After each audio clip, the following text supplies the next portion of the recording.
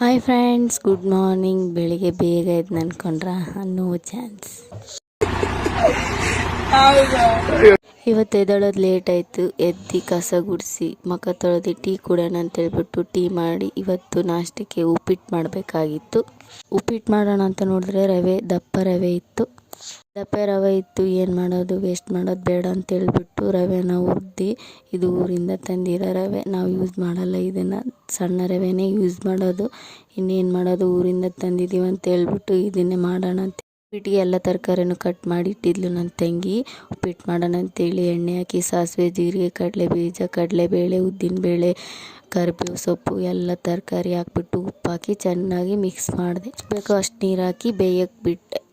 ಉಪ್ಪಿಟ್ಟು ಯಾರ್ಯಾರಿಗೆ ಇಷ್ಟ ಅಂತ ಕಮೆಂಟಲ್ಲಿ ತಿಳಿಸಿ. ನನಗೂ ಇಷ್ಟ ಉಪ್ಪಿಟ್ಟು ಅಂದರೆ. ಬೇಯ್ತಾಯಿತ್ತು, ಇನ್ನೇನು ರವೆ ಹಾಕಿ ತಿರ್ಗಿಸೋಣ ಅನ್ನೋಷ್ಟರಲ್ಲಿ ನನ್ನ ಮಗಳು ಅಳ್ತಾ ಇದ್ಲು. ಅದಕ್ಕೆ ನಮ್ಮ ಯಜಮಾನ್ರು ಕೊಡು, ನಾನು ಹಾಕ್ಬಿಟ್ಟು ತಿರ್ಗಿಸ್ತೀನಿ ಅಂತ ಹೇಳ್ಬಿಟ್ಟು ಅವರೇ ಹಾಕಿ ಅವರೇ ತಿರ್ಗಿಸಿದ್ರು. ಅವರೇ ಹಾಕ್ಬಿಟ್ಟು ತಿರುಗಿಸಿ ಮುಚ್ಚಿದ್ರು. ನೋಡಿ, ಈ ಥರ ಆಗಿದೆ. ನೀವು ಒಂದ್ಸತಿ ಟ್ರೈ ಮಾಡಿ, ಚೆನ್ನಾಗಿರುತ್ತೆ. ವಿಡಿಯೋ ಇಷ್ಟ ಆದರೆ ಲೈಕ್, ಶೇರ್, ಕಮೆಂಟ್ ಮಾಡಿ. ಮುಂದಿನ ವಿಡಿಯೋದಲ್ಲಿ ಸಿಗ್ತೀವಿ. ಬಾಯ್ ಬಾಯ್.